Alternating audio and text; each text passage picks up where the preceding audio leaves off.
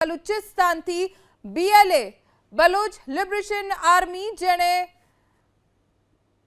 बलूचिस्तान पर कब्जो कर्यानो दाव कर्यो छे। बीएलए बलूचिस्ताननो કેટલોક વિસ્તાર કબજે કર્યાનો દાવ કર્યો છે।